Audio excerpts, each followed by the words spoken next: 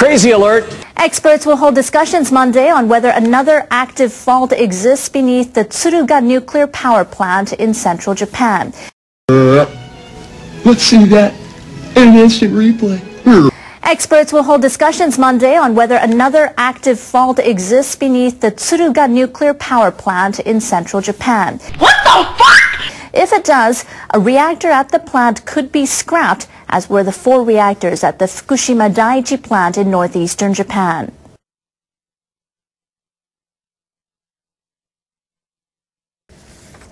There are 17 commercial nuclear plants across Japan, plus 1 major research reactor. Japan's Nuclear Regulation Authority has ordered geological surveys for some of these sites. Experts have conducted an inspection at the Tsuruga nuclear plant.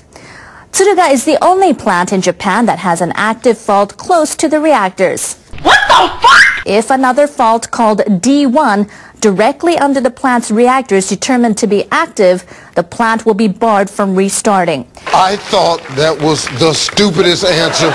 Regulation Authority official Kunihiko Shimazaki and other scientists have examined the plant. They conducted a so-called trench survey by digging into the ground beneath the compounds to examine the faults. They confirmed that the Urasoko fault is active. They also had a close look at D1 fault, which runs directly beneath the reactor.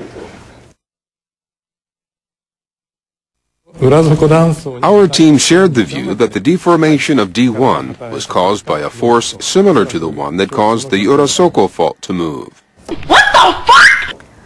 Government guidelines prohibit building a key nuclear power facility on an active fault. Monday's meeting is drawing attention as the reactor above D1 may have to be scrapped. That will depend on the assessment reached by experts and the NRA. What the fuck? Let's see that in an instant replay.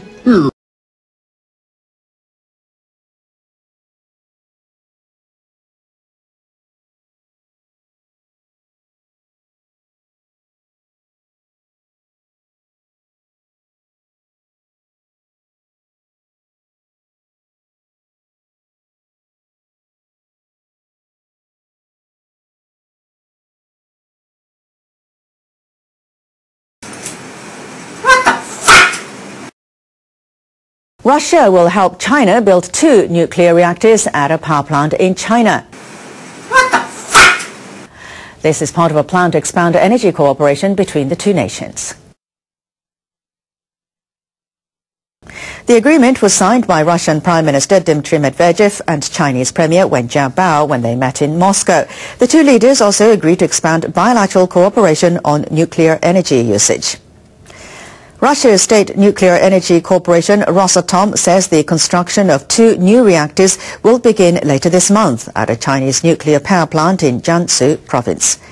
Medvedev said the 2 nations will soon sign another agreement to boost energy cooperation not only on nuclear energy but also on oil and natural gas. Russia has been active to export nuclear power technology and facilities to emerging economies. That's despite the nuclear accident in Japan last year.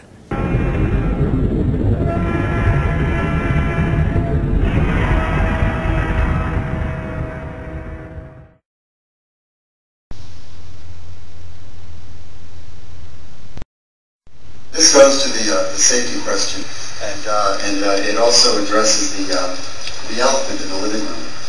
Whenever I hear people say, let's restart San Onofre when life and death are very breath, is what's at stake, they talk of true fluidity, elastic instability, and Fukushima rises like a mushroom-headed snake.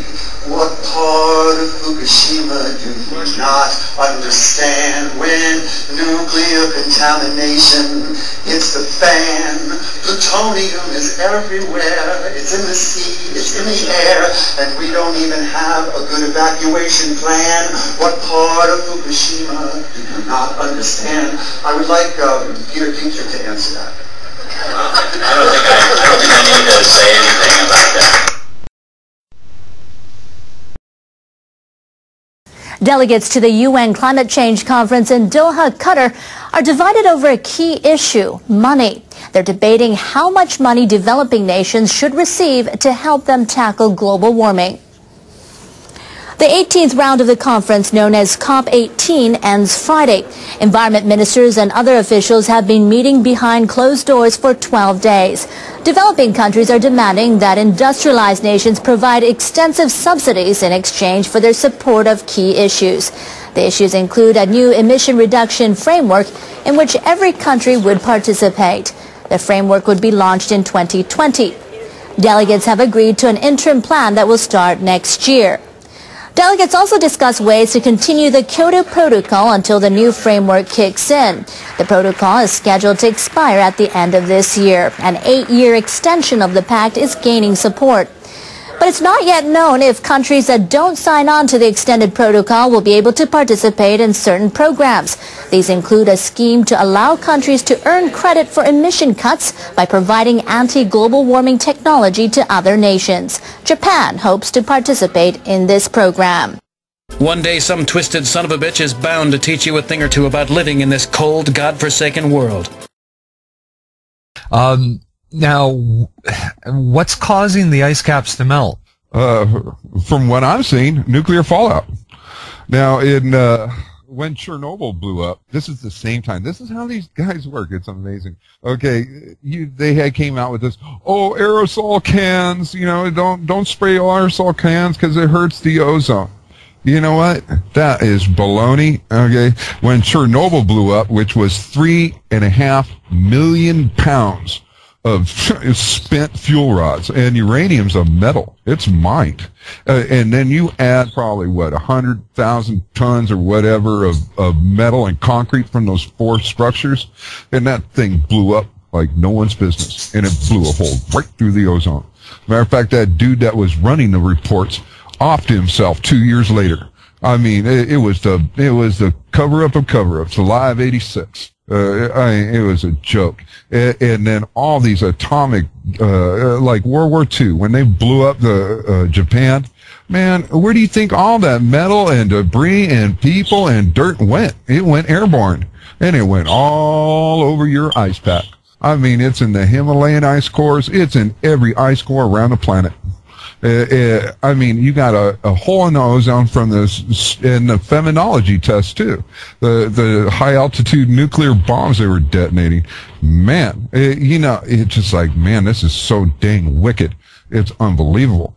And man, they keep snow dome. I mean, look at what they're doing to the public. Oh yeah, CO2 gas. Yeah. So they created a $200 trillion nucleon with that.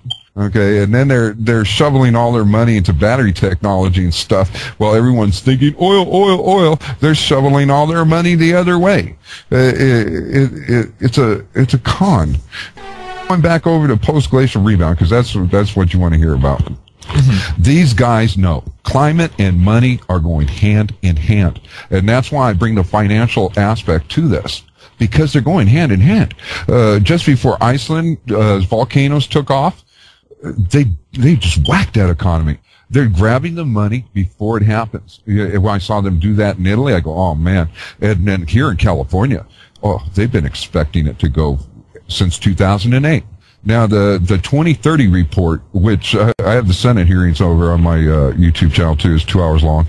They told 16 different branches of the CIA told our Congress to go screw. Okay, it's national security. Straight up. It's called climate security is what it's called. You don't think all those millions and millions and millions of FEMA coffins sitting all around the United States is there by accident. And they had those things set up a couple of years ago because they thought they were already there at that point.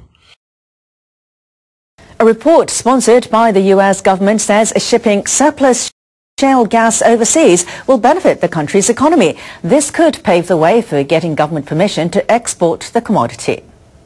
The U.S. Energy Department released the report on Wednesday. It says the export of shale gas and other natural gas products would raise energy prices but would help the economy overall.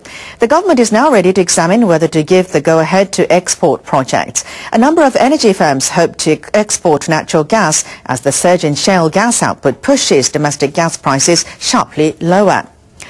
The export plans include business with Japan's electric and gas utilities. Japanese energy firms have had to increase their use of thermal power plants since the nuclear accident and are keen to buy cheaper U.S. gas.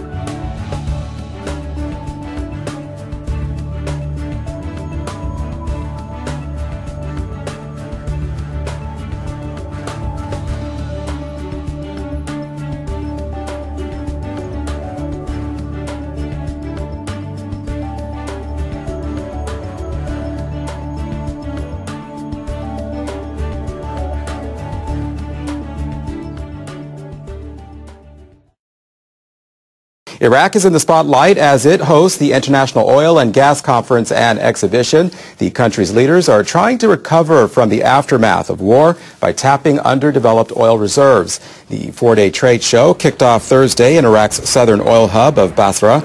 It's the largest event of its kind to be held in the country. More than 350 companies from around the world are represented at the fair. 60,000 people are expected to participate. Chinese firms stand out among the exhibitors. Sales agents from a machinery maker are promoting their technology that removes impurities from gas. The firm's president said he won't turn away any big business opportunity. Iraq is a new market. It's booming for oil and gas. We are a company provide unique technologies for the exploration of oil and gas. Iraq does have the third largest oil reserves in the world. Its leaders are courting investment from global oil industry firms to kickstart recovery. They're stepping in to fill a void as neighboring Iran is under economic sanctions for its nuclear program.